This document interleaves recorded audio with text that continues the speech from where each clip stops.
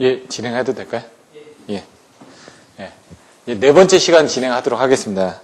이제 네 번째 시간에서는 선로 충전에 의한 장애에서 페란티 현상하고 발전기 자기여자 현상, 그리고 전력주류 계산, 그리고 마지막으로 송정 용량에 대해서 배워보도록 하겠습니다. 선로 충전에 의한 장애 부분을 한번 살펴보면요. 5-8 선로 충전에 의한 장애.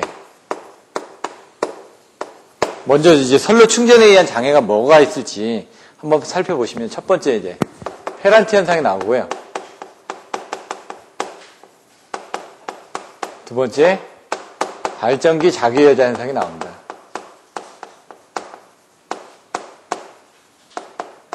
이 두 가지가 어떤 부분을 얘기하는지 정확하게 알고 넘어가셔야 됩니다. 그래서 나중에 선로 충전에 의한 장애 부분에 대해서 설명하실 때 이 두 가지 내용에 대해서 자세하게 설명드리실 수 있도록 이 책에 있는 내용을 한번 자세히 읽어보시면 될 것 같습니다. 먼저 책에 있는 내용을 보시면 첫 번째, 장거리 송전선로에서는 정전 용량의 영향이 크게 나타난다. 특히 무부하의 송전선을 충전할 경우는 문제가 많다. 해가지고 내용이 나와 있습니다. 그래서 부하의 역률은 지상 역률이기 때문에 비교적 큰 부하가 걸려있을 때는 전류가 전압보다 위상이 뒤져 있는 경우가 보통이다. 그래서 아까 보셨던 것처럼 전압하고 전류 부분에 대해서 위상이 이렇게 뒤져 있는 게 보통이다. 그래서 저희가 계산할 때 뭐 W는 2에, R에, 콘주게이트 할 때 이 지상 부분이 우리가 지상 역률이기 때문에 지상 역률을 플러스로 하기 위해서 이렇게 송수전전 전력에서 계산을 할 때 이렇게 콘주게이트를 취했다고 그랬죠. 마찬가지로 여기서도 나중에 계산을 하시다 보면 그런 내용들이 또 나옵니다. 전력주류 계산에서도. 전력주류 계산에서도 왜 I의 콘주게이트를 취했느냐 라는 부분은 송수전전 전력에 대한 계산식을 이렇게 하는 게 편하기 때문에 그렇다는 얘기죠. 그래서 지금 보시면은 그런데 부하가 아주 작을 경우, 특히 무부하의 경우에는 선로의 정전 용량 때문에 전압보다 위상이 90도 앞선 충전 전류의 영향이 커져서 선로를 흐르는 전류가 진상으로 되는 수가 있다. 일반적으로 이런데 그렇지 않고 이렇게 진상 전류가 흐를 때도 있다는 얘기입니다. 그때 문제가 되는데 그때가 뭐냐? 충전 전류의 IC 성분에 대한 부분이 생긴다는 얘기죠. 그 IC 성분에 의해서 페란티 현상이 생기고 발전기 자기여자 현상이 생긴다는 얘기입니다. 근데 이제 페란티 현상은 이 진상 전류 IC와 선로의 자기 인덕턴스에 의한 기전력 때문에 수전단의 전압은 송전단의 전압보다도 높아진다. 이 페란티 현상은 뭐라고요? 수전단의 전압이 ER이 송전단의 전압 ES보다 높아지는 현상이다. 왜 일반적으로 이게 정상인데 뭐 때문에? 이 IC하고 리액턴스 때문에, 선로의 리액턴스 때문에 이런 현상이 발생된다. 이거를 이제 이 뒤에 보시면은 페란티 현상 또는 페란티 효과라고 하는데 그림을 그려놓은 겁니다. 그래서 첫 번째, 지상전류가 흐를 때. 두 번째, 진상전류가 흐를 때. 아까 단거리 송전선로에서 여러분들이 다 배우셨죠? 어떻게? ER이 있고 여기 I만큼 이 부하각이 이렇게 돼 있으니까 여기 IR하고 IX에 의한 전압강하 IZ가 생겨가지고 이 부분은 뭐라고요? ER 해가지고 어떻게 돼요? ES. 송전단 전압이 수전단 전압보다 높게 되는 게 이게 지상전류, 일반적인 부하 형태라는 얘기입니다. 근데 뭐라고요? 수전단 전압이 이 송전단 전압보다 커진다면서요. 뭐 때문에? 충전전류 때문에. 리액턴스하고. 그럼 이렇게 되는 겁니다. 이렇게 쭉 가는데 얘가 이렇게 부하각이 와야 되는데 진상전류가 흐른다면서요. 진상이 어느 정도 되는지 모르지만 이런 진상전류가 흐르다 보니까 IR하고 IX 분이 생겨서 임피던스 IZ가 이렇게 나오다 보니까 여기 부분이 송전단 전압 ES가 되고 수전단 전압이 ER이 되면은 얘가 ER이 ES보다 더 커지는 경우가 생긴다. 이때는 문제가 생긴다. 왜냐면은 수전단 전압이 커지다 보면 기기에 전격이 있을 텐데 기기의 전격보다 더 큰 전압이 걸리다 보면은 그 문제가 생기겠죠. 소선으로 이루어질 수도 있고. 그래서 이런 것들은 어떤 때에 일어나느냐? 송전선의 단위 길이당의 정전 용량이 클수록 그러니까 C 성분이 많을수록 또 송전선로의 길이가 길수록 현저해진다. 근데 조건이 뭐라고요? 무부하 시, 경부하 시, 부하가 적을 때, 또 정전용량이 클 시, 또 송전선로의 길이가 길 때. 그러니까 다 이게 C 성분에 의한 거죠. C. 무부하 시는 케이블만 걸려있지. 그러니까 부하가 안 걸리니까. 이런 부하 전류가 안 걸리니까. 그리고 수영가에 가보면은 부하가 죽더라도 심야나 경부하 시에는 어떻게 돼요? 콘덴서는 계속 투입해져 있는데 공장의 모터는 죽죠. 그러다 보니까 이런 C 성분들이 늘어나가지고 이런 페란티 현상이 늘어난다는 얘기입니다. 그래서, 선로 내의 전압은 송전단이 제일 낮고 송전단으로부터 멀리 떨어질수록 점점 높아지며 수전단의 개방되면서 최고값을 보이게 된다. 이런 부분이 문제될 수 있다 이거죠. 그래서 장거리 무부하 송전선을 시충전할 경우에는 ER이 전격 전압에 갖게 되게끔 ES로 충전하는 것이 보통이다. 이런 경우가 있었습니다. 그 전에 페란티 현상이 해가지고 시충전을 하다 보면 전압이 올라가니까 뭐 OVR 계정기가 동작한다든가 이런 부분이 문제가 생길 수도 있다는 얘기입니다. 그래서 충전하기 전에 그 충분한 C 성분을 고려해가지고 단자 전압을 올려서 충전을 해줄 수도 있는데 그거보다는 리액터를 걸어가지고 블로 리액터 등을 통해가지고 C 성분을 어느 정도 죽여준 다음에 그 전압을 거는 게 안정적인 방법입니다. 그 밑에 보시면 한상당에 충전 용량이 나와 있습니다. 한상당에 충전 용량 계산하는 식이 나와 있습니다. 요건 한번 참조를 해서 보시면 되는데요. 보시면은 나와 있는 것처럼 WS는 ES에 IS에 콘주게이트다. 그러면은 이 IS는 뭐라고요? C의 ER이라고요. 왜? IR이 개방이 되어 있으니까. 무부하니까. 적으니까. 왜 원래 어떻게 되어 있었죠? IS는 CER 플러스 DIR이 아닙니까? DIR에서 이 부분이 없어졌으니까 이렇게 계산이 된다는 얘기입니다. 그럼 이 IS를 여기다 이렇게 집어넣어가지고 이제 계산을 해서 하겠다는 얘기입니다. 또 ES는 뭐라고요? 여기 ES를 또 넣어줘야 되니까 ES는 A의 ER. 왜? B의 IR도 제로니까. 그럼 여기서 IS 들어가고 여기서 ES 들어가면 원하는 한상당의 그 부분을 계산할 수 있다는 얘기입니다. WS, ES, IS에서 여기다가 ES를 집어넣고 IS 콘주게이트를 C에 콘주게이트에 ER에 콘주게이트가 되죠. 그럼 ES 부분을 또 집어넣는 거죠. ES는 AER로 해가지고 들어갔는데 그걸 이제 나중에 계산하게 되면 어차피 뭐 A에 ER을 들어가든 요 ER로 해가지고 거꾸로 해가지고 ER은 A분의 ES로 넣네요. 여기서는 ER은 A분의 ES로 해가지고 들어가서 계산을 해보면은 결론적으로 얘는 ES의 자승에 뭐요? A의 C의 콘주게이트가 된다. 이 부분이 절대값을 취해가지고 이렇게 나온다는 얘기입니다. 근데 얘는 이제 한상당의 충전 용량입니다. 한상당의 충전 용량. 그래서 이것도 한번 수식을 한번 보시면 될 것 같습니다. 이제 선로 충전에 의한 장애에서 이제 두 번째 발전기 자기 여자 현상.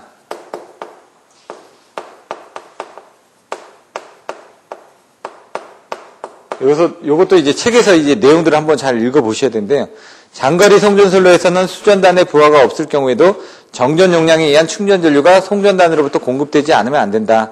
그래서 아까 그 충전 전류 때문에 페란티 현상이 발생되는데 여기는 발전기 자기 여자 현상이 발생된다는 얘기입니다. 그렇다면 이제 발전기하고 관련되어 있다는 얘기죠. 얘는 이제 송전선에서의 어떤 충전 전류 때문에 됐던 거고 얘는 발전기 쪽에 관련되는 부분이 있다는 얘기입니다. 그래서 내용을 보시면은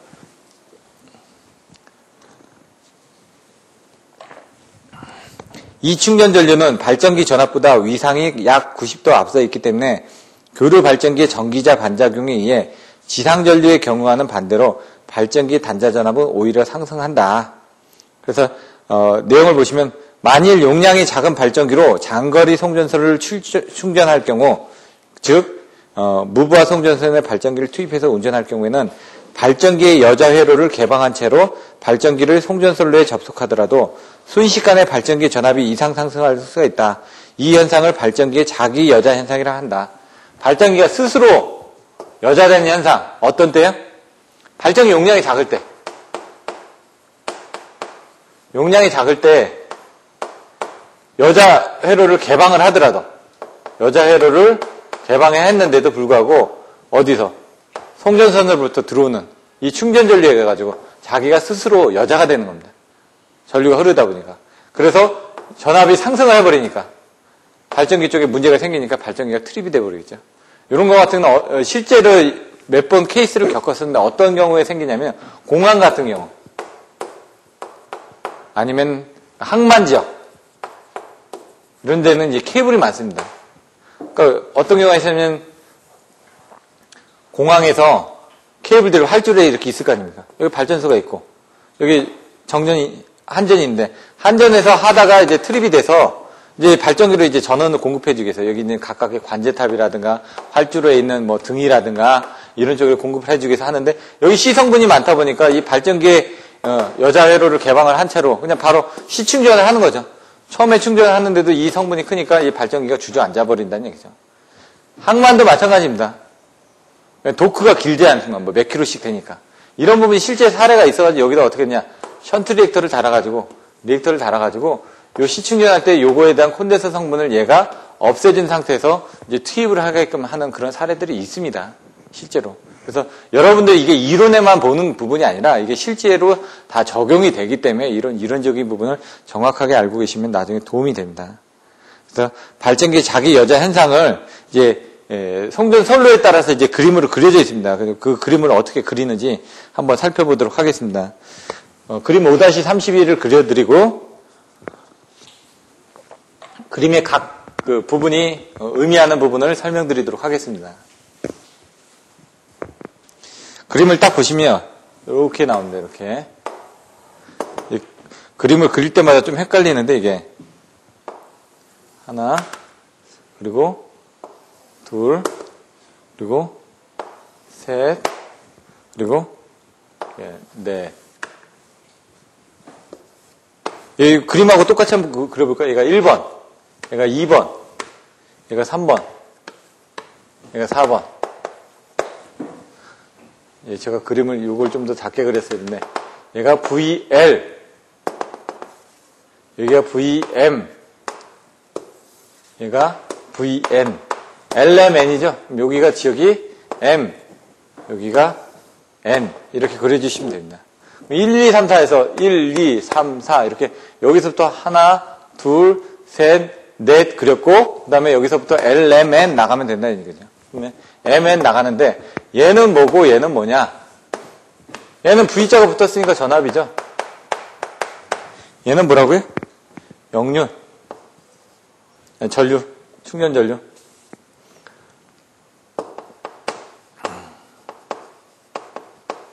그럼 1번은 뭘까요? 1번은 무여자시.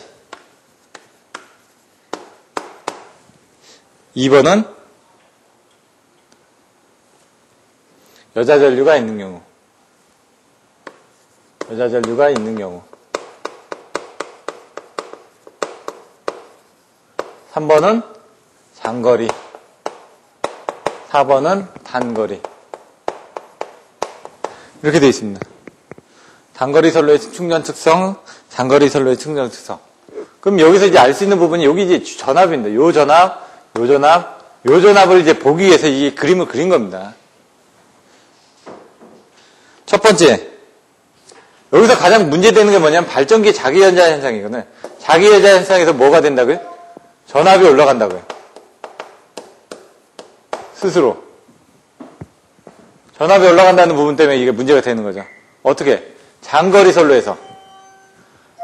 아까 이제 그 여자 전류를 없는 경우 보더라도 순식간에 장거리 선로에서는 이렇게 여자 전류가 없는데도 불구하고 시충전을 하자마자 이와 같이 VM의 전압이 뜬다는 얘기입니다. 높은 전압이.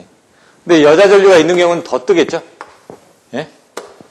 이 단거리 같은 경우는 이렇게 해가지고 적은 전압이 뜬다는 얘기죠. 그래서 장거리에서 이렇게 무여자인데도 불구하고 발전기 단자 전압이 이렇게 상승되는 부분 때문에 발전기가 문제가 된다. 그래서 이게 발전기 자기연자 현상에 대한 그림으로 그려지게 되는 겁니다.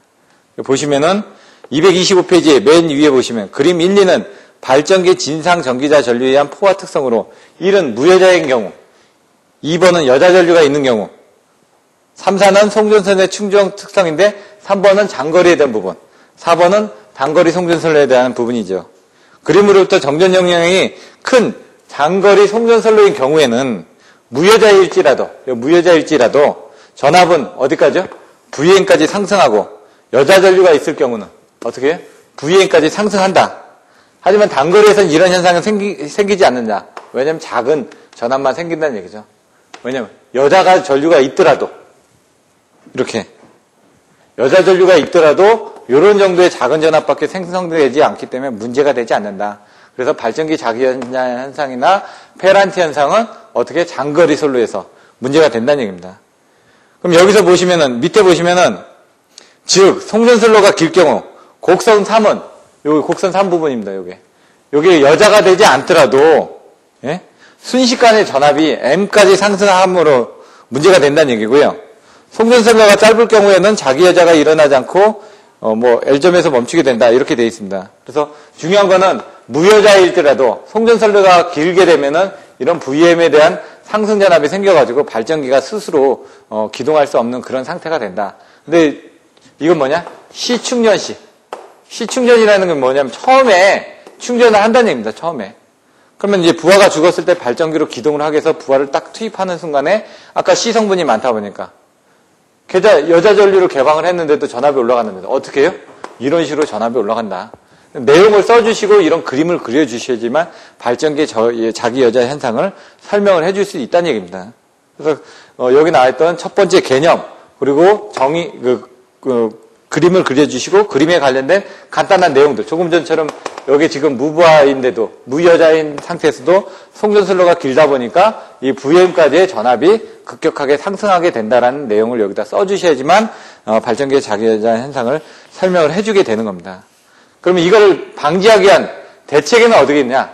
이제 단락비라는 게 나온다. 이제 단락비. 단락비 같은 경우는 발전기에 대한 그 특성 곡선을 보시면요. 발전기에 대한 그 부분이 여기가 이제 단락비가 됩니다. KS. 는 XD분의 1 해가지고 요 지점이 단락비가 된다는 얘기죠. 요만큼의 여유 공간이 있다라는 부분입니다. 지금. 그럼 단락비를 이제 그림으로는 여기다 이렇게 나중에 발전기에 보시면은 이런 부분을 이렇게 그림 그릴 때 발전기 가능 출력 곡선에서 단락비 지점을 이렇게 표기를 하는데 요게 이제 작으냐 크냐는 얘에 대한 그 발전기가 공급할 수 있는 능력이 얼마나 크냐 작으냐를 얘기를 하는 거죠. 이 단락비가 작은 것들은 이제 동기계가 되고요. 단락비가 큰 거는 철기계가 됩니다. 이 동기계가 뭐냐?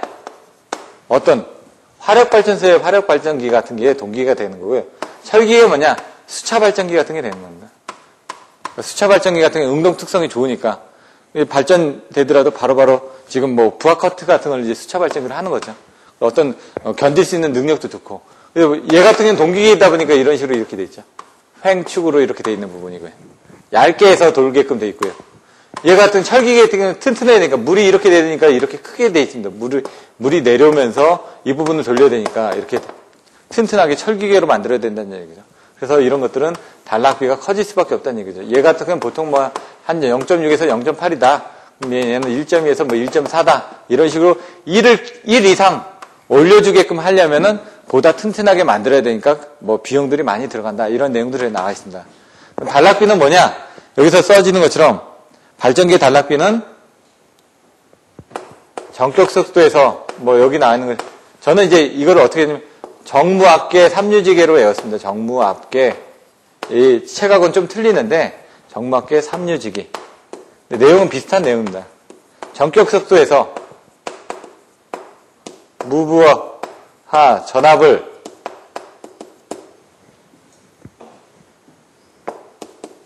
발생하는데 필요한 계좌전류.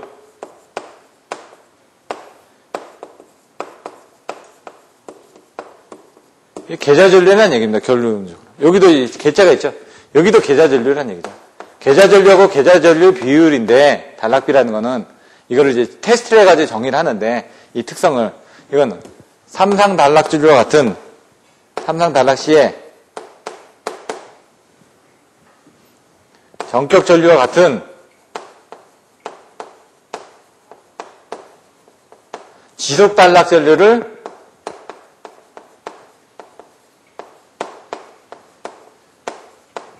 흘리는데 필요한 계좌 전류, 이런 식으로 키워드를 가지고 정무, 악계, 삼류, 지계 뭐 이런 식으로 삼상 단락 시 전격 전류와 같은 지속 단락 전류를 흐르는데 필요한 계좌 전류, 이거는 전격 속도에서 무브와 전압을 인가하는데 발생하는 무브와 전압을 발생하는데 필요한 계좌 전류, 이런 식으로 외운다는 얘기죠. 안에 있는 내용들을 똑같이 보고 하시면 됩니다. 근데 이제 그 단락비는 다른 식으로 이제 또 정의를 한다는 얘기죠. 단락비 KS는 이와 같이 Q 발전기의 전격 출력 Q 다시 소요 충전 용량, 그리고 여기다가 가르고 V 다시 4승의 1 플러스 로, 이건 포화계수고요. 그래서 이런 단락비는 요거보다 커야 된다. 왜? 송전선에서 필요한 부분, 요건 이제 발전기에 대한 부분이고, 이 필요한 부분보다 충분히 공급할 수 있게끔 커져야 된다는 얘기예요. 단락비는 하여튼 단락비라는 부분이 뭐냐면 이런 식으로 이제 얘가 공급할 수 있는 이런 양이 송전선에서 필요한 충전 용량보다 큰 값을 공급을 해줄 수 있으면은 얘는 아까처럼 발전기 자기여자 현상을 일으키지 않고 시충전을 할 수 있다는 얘기입니다. 단락비란 이런 정의고 있고요. 발전기 밑에 보시면 식 5-66페이지, 페이지 225페이지에 식 5-66 밑에 보시면 단락비가 큰 발전기일수록 송전선로의 충전에 적합하다는 걸 알 수가 있다. 발전기의 단락비는 1 정도일 경우가 가장 경제적으로 되며 이것을 더 크게 한다는 것은 발전기가 대형으로 되어 값이 비싸져서 경제적이 못 된다. 아까 얘기한 것처럼 수차 발전기 같은 건 이런 것들이 경제적이 못 된다는 얘기죠. 즉 밑에 보시면 아래와 같이 충전용의 발전기 용량이 선로의 충전 용량보다 커야 한다는 것을 뜻하는 것이다.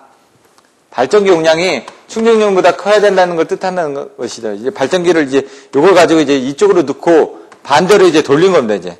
그럼 밑에 보시면 Q는 이게 밑으로 가고 이게 이쪽으로 가니까 KS분의 Q 다시. 나머지는 식이 똑같겠죠. V 다시 V의 4승 1 플러스 로. 이렇게. 이건 뭐냐? 발전기 용량은 이 선로의 충전 용량보다 커야 된다. 이겁니다, 지금. 요 식에서 요거를 지금 유출을 해놨다는 얘기입니다, 결론적으로. 그 식 5-67 밑에 보시면 다음 이 조건이 만족되지 않았거든요. 얘가 얘보다 크지 않았을 때는 어떻게 되냐? 수전단에 병렬 리액터를 접속한다. 아까 케이블이 있으면은 이 케이블에다가 어떻게 병렬 리액터를 달아가지고 이 시성분에 대한 어떻게 충전 전류 이 부분이 나타나는 거를 어떻게 이렇게 지상 전류를 공급해가지고 얘 부분을 각도를 줄여서 이쪽으로 나타나게끔 만들어줘야 되겠죠. 그래야지 페란트 현상이라든가 이런 부분이 안 생기니까. 그래서 병렬 리액터의 지상 용량으로부터 진상인 충전 용량의 일부를 상대해서 선로의 길이를 정기적으로 짧게 하는 효과가 있다. 그래서 보통 어떻게 하냐면요. 3, 4, 5kV 같은 경우 200mV를 답니다. 한전은 154kV 같은 경우는 100mV를 답니다. 23kV 같은 경우는 30mV의 션트 리액터, 블로 리액터를 달아가지고 아까처럼 이제 심야 경부하시 같은 경우는 중앙급전소에서 뭐 넣어라 마라 하면은 그때마다 이제 단계적으로 투입을 한다는 얘기죠. 그렇게 하게끔 되어 있습니다.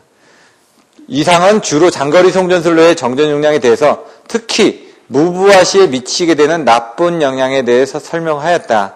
그러나 이 전용 용량은 중부하시에는 반대로 부하의 무효 전력을 상쇄해서 송전선의 역률을 개선함으로써 전압을 향상시키고 또 선실을 경감시킨다는 좋은 영향도 미치는 것이다. 그래서 장점과 단점이 양면성이 있다. 라는 이런 부분을 보시면 될 것 같습니다. 그래서 지금 발전기 자직의 현상에 대해서 설명드렸는데 이거는 어떻게 된다고요? 선로 충전에 의한 영향에 의해서 페란트 현상과 발전기 자기여자 현상에서 발생되는 거고 페란트 현상에서는 여기 보셨던 것처럼 지상전류하고 진상전류에 대한 각도를 가지고 이제 보시는 거고 한상단의 충전 용량 가지고 계산했고 발전기 자기여자 현상에 대해서 설명드렸고 거기에 관련된 간단한 이제 수식들 그리고 여자 현상이 생겼을 때 단락비 부분하고 관계가 어떻게 됐는지 이런 부분을 설명을 드렸습니다. 이제 다음에는 이제 전력조류 계산에서 내용을 설명드리고 이제 송전 용량에 관련된 그런 부분을 설명을 드리겠습니다. 전력조류 계산은 사실 전력계통공학에서 나옵니다. 나오는데 여기 나와 있기 때문에 기본적인 부분을 설명을 드릴 거고요. 전력조류 계산에서는 여기 나와 있는 것처럼 어떤 식으로 이제 그 임피던스 부분이 나옵니다. I는 Y분의 2 해가지고 Y2가 나오는데 직각좌표, 극좌표로 변환을 해서 하는 부분들과 그리고 변환을 했을 때 기질량과 미질량을 어떻게 계산을 해서 계산을 해야 되는지 그런 내용들이 나오게 되어 있습니다. 그래서 그런 내용들을 살펴보도록 하고요.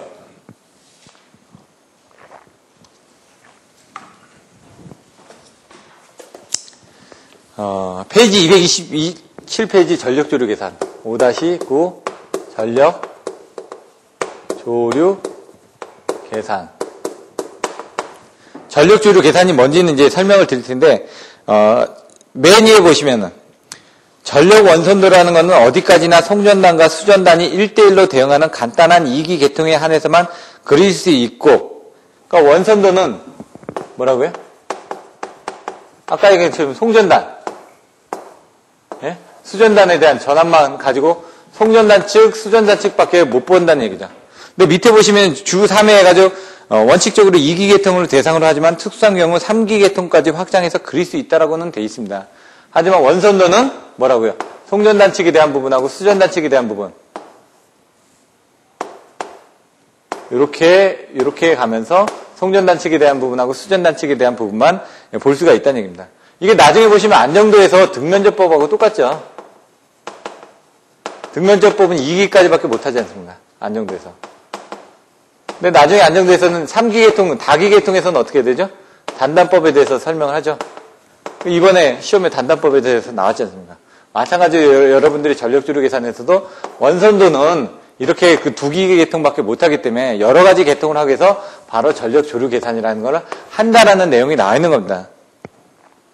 그래서 보시면 그러나 실제 성전계통이란 이처럼 간단한 2기 계통으로 되어 있는 것이 아니라 여러 가지 이제 성전선로가 복잡하게 연결돼서 다기 계통으로 구성이 되어 있다 이거죠. 그래서 다기 계통으로 구성되어 있는 걸 계산하기 위해서 이제 전력조류 계산이라는 걸 하는 겁니다. 중간에 보시면 전력조류 계산이란 그림 5-32에 보인 것처럼 수많은 발전기에서 발전된 유효전력, 무효전력이 어떠한 상태로 전력계통 내를 흐르게 될 것인지 또 그때 모선에서의 전압과 전류는 어떻게 됐는지를 조사하기 위한 계산이다. 뭐라고요? 유효전력과 무효전력의 흐름 그리고 그때 발생된 전압과 전력, 위상각 이런 것들이 필요하다는 얘기입니다. 지금 전력조류 계산에서는 보시면은 맨 밑에 보시면 조류 계산이란 주어진 계통 조건으로부터 어떤 조건이 주어졌는지를 여러분들이 아셔야 된다는 얘기죠. 예? 전력 방정식을 정식화하고 이것을 풀어서 계통 내 각 점의 전압 분포라든가 전력 조류, 기타 전력 손실 등을 구하는 계산이라고 말할 수 있다. 그래서 이런 부분들이 어떻게 되는지 살펴보도록 하겠습니다. 페이지 228페이지 보시면 이와 같이 발전기가 있고 이와 같이 계통이 이렇게 복잡하게 구성이 되어 있다는 얘기입니다. 그걸 행렬로 계산하기 위해서 이와 같이 단선도를 하게 되면 뭐 이쪽이 연결돼 있고 뭐 이쪽이 연결돼 있고 이쪽이 연결돼 있어서 여기에 대한 뭐 모선 전류가 I1 있고 E2가 있고 E1 있고 I12가 있고 이런 식으로 왔다 갔다 하는 부분에 대한 것들을 세 개를 이렇게 그림을 그리는 거죠. 그래서 이거를 이제 보셨던 것처럼 전력 회로를 구성을 하게 됩니다. 근데 이걸 나중에 계산을 하다 보면 이것들을 계산하는 수식들을 하게 되면은 계속 봤던 것처럼 I는 Y2라는 이런 전력 방정식을 계산을 하게 된다는 얘기죠. 그럼 이 부분이 어드미턴스고 이게 전압이고 이게 전류고 그 부분은 어떻게 되지? I1은 I2는 I3는 땡땡땡 나오고 뭐라고요? 여기다가 E1은 E2는 E3는 땡땡땡 나오는데 여기에 대한 이 부분에 대한 이 부분이 뭐라고요? 이 부분에 대한 이 부분이 뭐라고요? 이런 내용들이 나와있죠. 그 내용들이 요거는 이제 자기 어드미턴스. 얘 첨자가 어떻게 된다고요? 같은 첨자 11, 22, 33 이렇게 가운데 전달 임피던스에서 이런 것들을 자기 임피던스라고 얘기를 하고요. 자기 어드미턴스.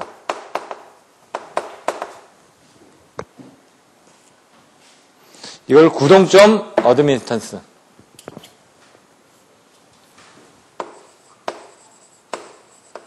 얘의 부호는 플러스다.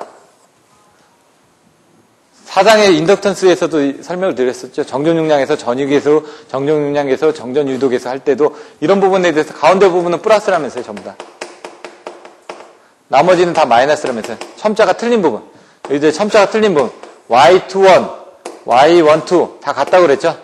Y13, Y31 같다고 그랬죠. 첨자가 틀린 부분들은 어떻게 된다고요? 얘는 상호 어드미턴스, 상호간에. 얘하고 얘 사이에 상호간에 있는 겁니다. 상호 어드미턴스. 그리고 얘는 전달 어드미턴스. 그럼 얘 같은 경우 어떻게 계산하냐? 이 모선 원만 전압을 인가하고요. 여기를 보면 요 해당되는 요거 같은 경우는 어떻게 하냐?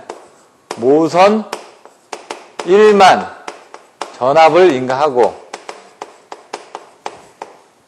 다른 모선은 전부 단락을 시키는 겁니다.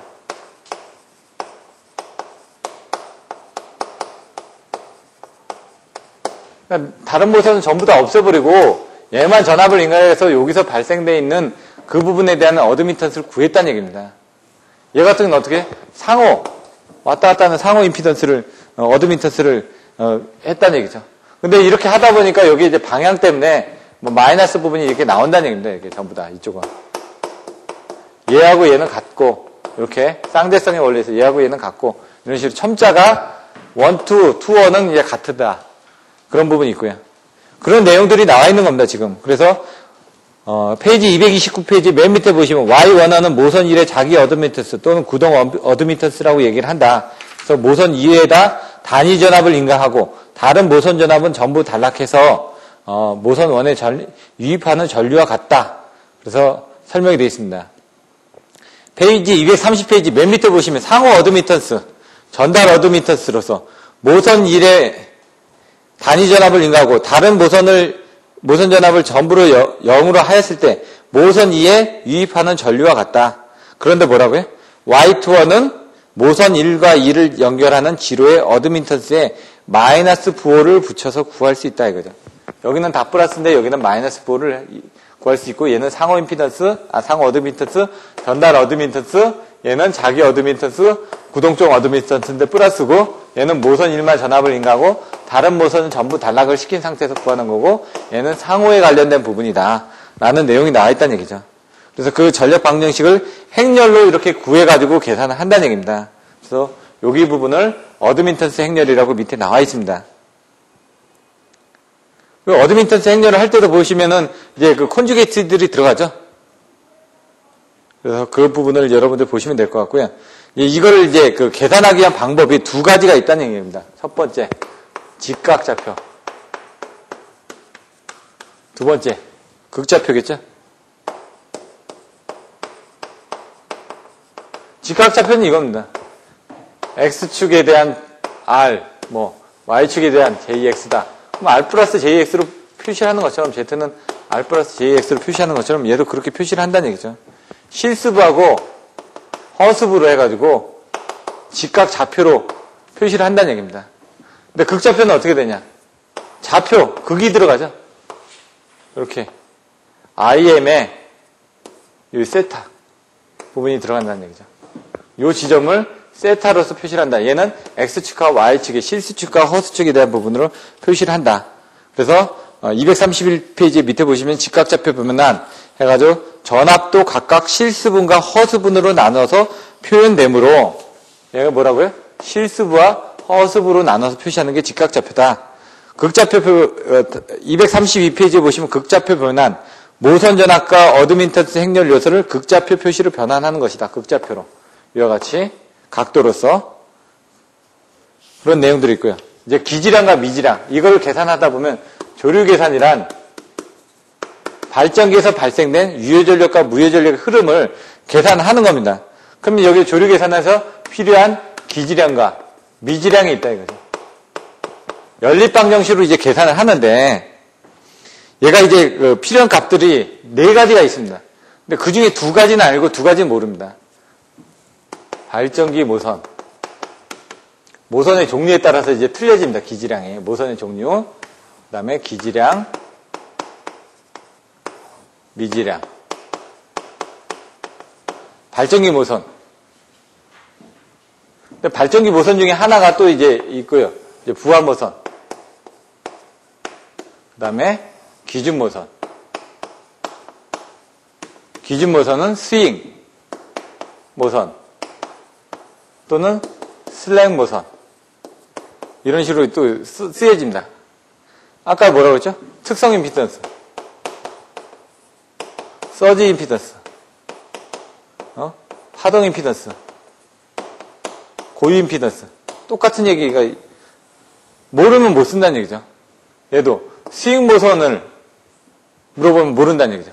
슬랙 모선은 물으면 모른다는 얘기죠. 근데 기준 모선은 안다는 얘기죠. 그러면 안 되겠죠. 이 세 개가 같은 용어다라는 걸 여러분들 알고 계셔야 됩니다. 그러면 여기서 이제 기지량과 미지량을 계산을 할 텐데요. 발전기는 기지량만 외우시면 됩니다. 기지량은. 부하는 뭐죠? 항상 부하는 P하고 Q 값을 씁니다. 얼마를 쓴다는 거 아닙니다. 예를 들어 전동기 같은 경우 역률이 얼마다, P 값이 얼마고 Q 값이 얼마다 알죠? 얘는 P하고 Q 값이 얼마인지 안다는 얘기죠. 그럼 발전기 쪽은 전압이 일정해야 되겠죠. 유효 전력이 얼마인지 압니다. 근데 무효 전력 같은 건 다른 걸로 공급해주죠. 얘는 P하고 V를 안다는 얘기죠. 그럼 여기는 이제 기준 모선이 왜 필요하냐? 아까처럼 개통이 막 연결이 돼 있습니다. 이렇게 발전기들 여러 개 연결돼 있겠죠. 발전기들이. 네? 근데 여기 부하들도 여러 개 연결돼 있을 겁니다. 부하들도. 네? 이쪽은 부하 레벨이라 그러면은. 근데 여기서 보시면 어떤 부분이 생기죠? 아까처럼 손실이 생깁니다. 손실이. 유효전력 손실, 무효전력 손실 같은 게 생긴다는 얘기죠. 그럼 그거를 이제 계산을 하다 보면, 행렬식으로 계산하다 보면 계산값이 안 맞으니까 그거를 무한적으로 흡수할 수 있는 기준적인 부분을 하나 선정을 해야 된다. 그래서 기준 모선이라는 걸 하나를 선정해서 여기서 발생하는 부분이 500이다, 700이다. 그럼 여기서 지금 400이고 500이고 뭐 300이고 그러면은 되는데 값이 맞아들었는데 여기는 200만 쓰고 뭐 259를 쓴다든가 여기는 411을 쓴다든가 그러면 여기서 지금 발생한 부분하고 소비하는 부분이 안 맞지 않습니까?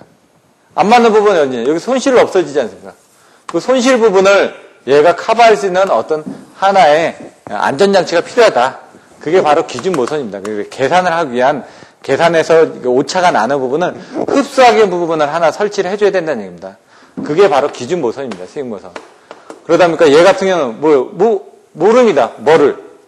P하고 Q 값이 얼마나 없어지게 되는지 모른다는 얘기죠. 여기서 지금 다 계산을 해봐야지 여기서 부족한 부분에 얘가 채워지는 거니까 얘는 모르는 대신 얘가 바로 무한대 모선이 된다는 얘기죠. 무한대 모선처럼 해가지고.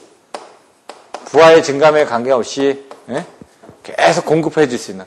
그러다 보니까 전압하고 위상각이 일정한 이런 무한대 모선으로 공급이 돼주면은 나중에 필요한 P하고 Q 값을 여기서 이제 계산하고 남은 값은 자기가 공급해주겠다는 얘기입니다. 그럼 여기서 이제 PQ V 델타가 원래 원하는 값이라고 처음에 한번 설명드렸죠. PQ V 델타가 저기서. 그럼 PV니까 여기는 Q 값하고 없는 게 델타죠. PQ, V 값하고 델타 값을 모르죠. 이런 식으로 해가지고 기지량과 미지량을 써주시면 됩니다. 근데 이것도 그냥 외우시는 게 아니라 좀 이해를 하고 외우시면은 기지량과 미지량이 어떻게 된다는 걸 유추를 해낼 수가 있습니다. 그래서 기준 모선에서 필요한 게 뭐다? P하고 Q 값이 그쪽에 공급을 해주니까 필요하다. 그러니까 우리가 알고 있는 건 V하고 델타 값을 알고 있다. 부하는 뭐라고요? 항상 P하고 Q 값을 쓰고 있으니까 우리가 전압하고 위상각을 모르는 거다. 발전기 쪽은 뭐라고요? 항상 전력량이 얼마인지 알고 단자전압이 몇 킬로볼트라는 게 고정돼서 발생하고 있지 않습니까? 그런 부분 알고 있으니까 나머지 Q하고 델타를 모른다. 이런 식으로 이제 전력줄의 기지량과 미지량을 이렇게 정의를 해놓은 겁니다.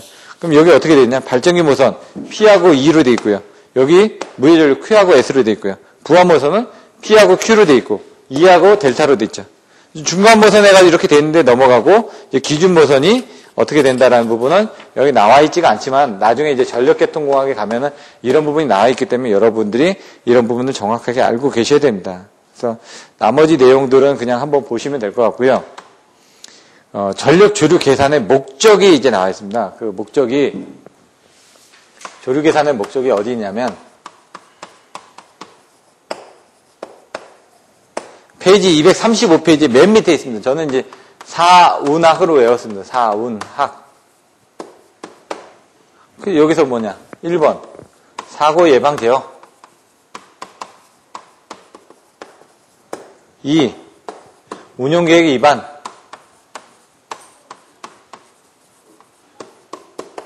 3번. 요거만 바꿔서 확충계획 위반. 계획 위반. 이런 식으로 외우는 겁니다. 페이지 235페이지. 그러니까 키워드를 가지고 여러분들이 나중에 사운학 하면 사고 예방 제어, 운용계획 위반, 확충계획 위반 이런 식으로 바로바로 전력주류 계산의 목적이 뭐고 전력주류의 계산에 대한 내용이 뭐고 그걸 했을 때 기질행과 미질행이 어떻게 되고 어떻게 계산하는지 이런 것들. 실제적으로 계산 문제가 있으니까 계산을 하면서도 이런 내용들을 거기다 써주시란 얘기죠. 그 키워드를 만드는 건 이제 여러분 몫입니다. 근데 제가 했던 방법들을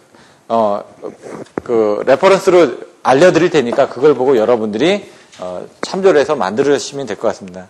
마지막으로는 송전용량 계산 부분입니다.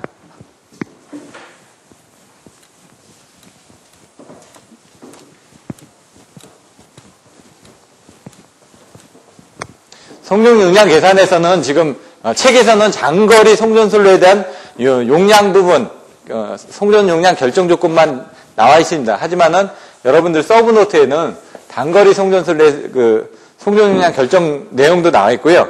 그 송전용량 계산법에 대해서도 설명을 드리도록 하겠습니다.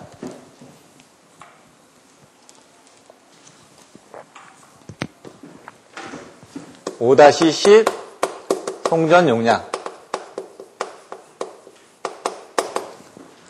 송전용량이 뭔지를 한번 살펴보도록 하겠습니다. 송전용량은 한마디로 말해서 송전선로에 얼마까지의 전력을 보낼 수 있느냐 하는 최대 송전 전력을 말한다. 근데 이런 부분에는 항상 제약이 있습니다. 기술적으로나 경제적으로 제약이 있기 때문에 알맞는 전력을 송전할 수밖에 없다는 얘기입니다. 더 보시면은 맨 밑에 장거리 송전선로의 송전용량은 다음과 같은 여러 가지 조건을 고려해서 결정하는 것이 보통이다. 라고 나와 있습니다. 페이지 236페이지에. 책에는 없지만 단거리 부분에 대한 송전용량 부분은 간단하게 설명드리면 허용전류하고 전압강화라든가 기계적인 부분들을 강도를 고려해가지고 이렇게 하는 부분들이 있습니다. 그러면 나중에 서브노트를 참조를 해보시면 될 것 같고요. 여기는 뭐라고요? 장거리. 장거리에서는 이것도 키워드로 외우는 겁니다. 저는 어떻게 했냐면 상, 조, 효, 경 이렇게 였다고 말씀드렸습니다. 아까 서두에도 뭐라고요? 첫 번째 송수전단 전압의 상차각이 적당할 것. 상차각이 적당할 것. 장거리 송전선로의 송전용량 결정할 때는 이런 부분들이 만족을 해줘야지만 송전용량에 충분히 제공을 할 수 있다는 얘기입니다. 상차각이 적당을 해줘야지 어느 정도 송전을 해줄 수 있다. 근데 이제 상차각이 이제 너무 커지게 되면 우리가 P는 2x분의 2에 여기는 P는 x분의 2s 2r 사인 세타에서 이게 최대한 공급이 될 수 있는 부분이 이거죠. 여기서는 적죠. 근데 일반적으로 저희가 어느 정도 30도에서 40도 정도 됐을 때 여유 있게 공급할 수 있다는 얘기입니다. 왜냐면 여유가 충분하니까 이렇게. 근데 만약 여기서 이제 어느 정도 각이 벗어나게 되면 이 지점을 넘어가게 되면은 저희가 공급을 못하기 때문에 여유 있는 여기 이제 코사인 세타가 이렇게 되게 되면은 한 2분의 1 정도 공급할 수 있는 이 지점대에서 공급을 하라는 얘기입니다, 지금. 상차각이 적당할 것, 그리고 뭐라고요? 조상기 용량이 적당할 것. 적당할 것. 왜? 여기 마찬가지로 P하고 Q 부분을 보내다 보니까 Q 부분을 어느 정도 맞춰줘야 되죠. 송수전단 전력에서 책에 나와 있는 것처럼 상차각이 벌어지면 어떻게 상차각이 벌어지는 거 어떻게 나왔었죠? 여기서 땡땡땡 여기에 대한 부분 땡땡땡 여기에 대한 부분 여기서 이렇게 시작되고 여기서 시작됐는데 얘가 이렇게 벌어지면서 이렇게 나오죠. 이 상차각이 여기서도 이렇게 벌어지면서 상차각이 나오는데 여기서 이렇게 됐을 부분하고 여기서 이 되는 부분하고 요만큼의 조상기 용량을 공급을 해줘야 되니까 여긴 유효전력 무효전력은 어떻게 된다고요? 무효전력 부분을 그럼 아까처럼 이제 부하 역률, 수전단의 이제 부하 역률에 맞춰서 이걸 공급을 해주려면 무효전력도 어느 정도 공급을 해줘야 되니까 이런 조상기 용량도 적당히 있어야 된다는 얘기입니다. 효율이 적당할 것. 그리고 경제적일 거. 너무 비싸면 안 된다는 얘기죠. 그런 내용들 하나 들어가고요. 이게 송전 용량 결정 조건입니다. 장거리에. 근데 단거리나 이런 부분들 자세한 내용들은 보내드린 자료를 한 번 더 참조를 하시면 될 것 같고요. 송전 용량을 계산을 한다. 계략적으로 계산한다는 거죠. 정밀하게 계산하려면 아까처럼 시뮬레이션을 하고 해야 되는데 계략 계산법은 뭐가 있느냐? 어떻게 외웠다고요? 저는 고, 송, 상, 스 이렇게 외웠습니다. 요거는 상이니까 상차가 또 근데 보통 책에는 여기 교재에는 교송, 스만 나와 있습니다. 그러니 여러분들 하나라도 더 넣어주실수록 더 부분이 증가되기 때문에 이런 부분이 있는 거고요. 뭐라고요? 고유부합법. 먼저 송전 용량 계수법. 지금 송전 용량에 대한 계산법을 하니까 송전 용량에 대한 계수를 이용해서 계산하겠다 이거죠. 계수. 그리고 상차각에 의한 뭐 S 스틸에 의한 실험식. 경제적인 전압에 대한 산정에 관련된 부분이 있었죠. 그때 그 부분을 가지고 똑같이 계산할 수 있다는 얘기입니다. 고유부하법에 대해서는 여기 나와 있는 것처럼 고유부하가 뭐였죠?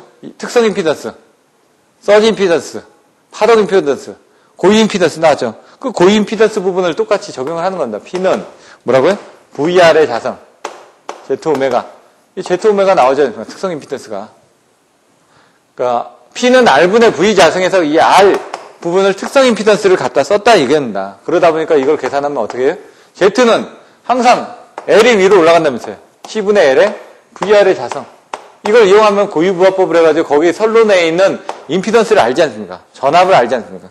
그러면 얼마만큼 송전을 할 수 있다는 걸 알 수 있다는 얘기죠. 전압에 따른 임피던스에 따른 송전 용량이 얼마나 되는지 알 수 있다는 얘기입니다. 이거는 계략 계산으로. 그 고유 송전 용량은 여기 나와 있는 것처럼 선로의 특성 임피던스하고 요건 뭐라고요? 성간전압이 되겠죠? 나중에 이제 여러분들이 아셔야 될 때 성간전압인지 상전압인지 헷갈리시면 안 됩니다. 이런 것들이 나중에 헷갈리는 부분들이 있습니다. 그래서 요걸 뭐라고요? 수전단을 정의가 특성 임피던스로 단락한 상태에서의 수전 전력. 특성 임피던스로 단락한 상태에서의 수전 전력이 뭐라고요? 고유 송전 용량이다. 그런 내용을 또 써주셔야 되겠죠. 실제 송전 용량을 고유 송전 용량의 몇 배로 잡느냐 하는 것은 선로의 길이에 따라서 틀려진다. 왜? 이 임피던스가 틀려지니까. 예? 단도체보다 복도체를 하면은 고유 송전 용량이 커진다. 왜? 특성 임피던스가 얘가 작아지니까. 복도체를 썼을 때. 그 복도체를 쓰는 부분들 뭐가 있었죠? 페란티 현상에서도 있나요? 아니죠. 복도체를 쓰는 부분이 4장에서 나왔었죠. 예? 왜 쓰는지. 그런 부분을 한번 또 살펴보시면 될 것 같습니다. 송전 용량 계수법. 그러면 이제 여기에다가 이 고유부하법에다가 뭘 길이를 고려해서 만들고 송전 용량 계산 전압별로 킬로볼트별로 계수를 또 고려했다는 얘기입니다.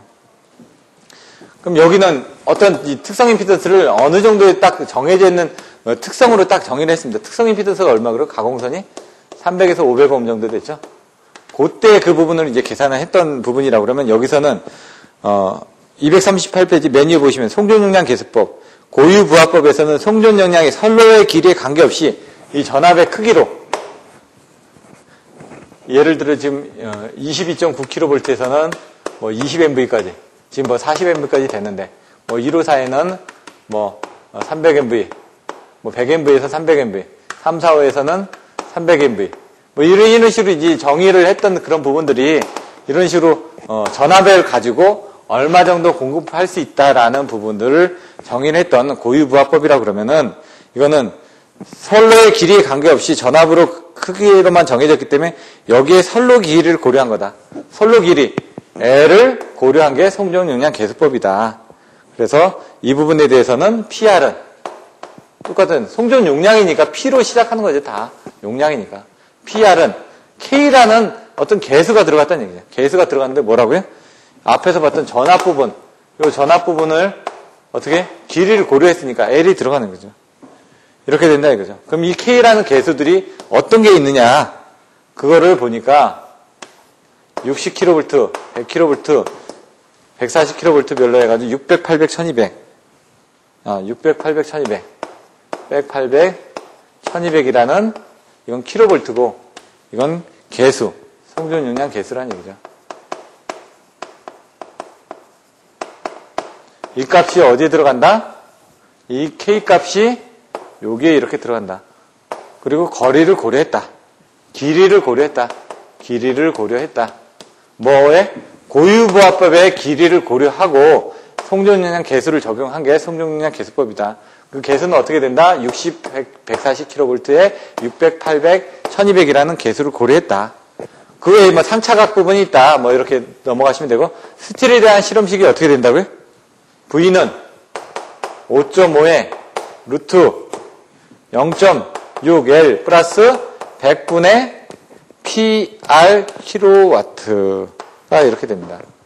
어떻게? 이 용량 부분은 이 전압하고 관계되어 있다 이거죠. 이 PR 부분을 거꾸로 내세워서 계산을 하실 수도 있습니다.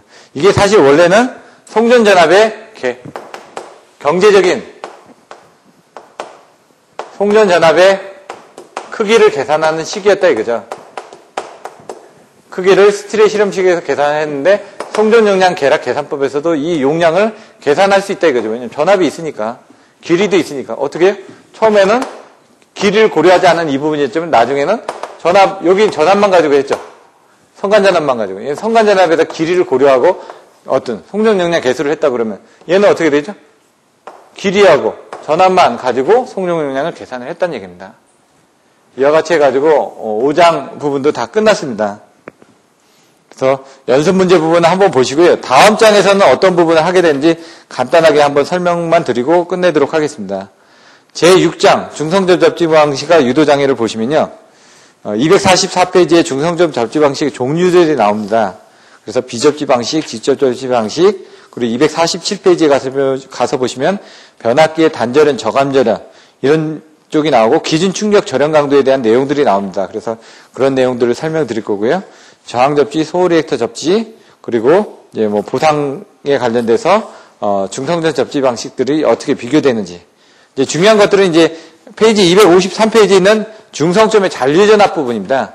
그래서 잔류전압에 대한 그림을 한번 보시고 그때 이것들이 어떻게 계산이 되는지 이제 그래서 수식을 해가지고 잔류전압이 어떻게 계산되는지 예제 같은 걸 한번 풀어보시고요. 그 다음에 실질적으로 더 중요한 거는 페이지 259페이지는 유도장애입니다. 그래서 유도장애에 대한 세 가지 종류, 정전유도, 전자유도, 고조파 유도가 나오고요. 정전유도는 전력선과 통신선의 상호 정종 용량에 의한 부분이고, 전자유도는 전력선과 통신선 간의 상호 인덕턴스에 의해서 발생하는 부분입니다. 그래서 이걸 방지하기 위한 대책들이 가공지선을 선택한다든가 뭐 여러 가지 방법들이 있죠. 그래서 그런 그 인계전압을 줄여주기 위한 방법들이 뭐가 있는지, 그 저감 대책들이 뭐가 있는지 이런 것들을 살펴보도록 하겠습니다. 그리고 마지막으로 유도장애에 대한 경감 대책을 보고 그 다음에 뭐 차폐선에 대한 역할이라든가 아니면 OPGW에 대한 내용이라든가 아니면 그런 내용들 이렇게 해가지고 다음 주에는 6장에 대해서 이제 끝나고요. 시간이 만약 된다 그러면 고장전류 계산에 대한 부분도 일부 하도록 하겠습니다. 오늘 수업은 여기서 이만 마치도록 하겠습니다. 고생하셨습니다.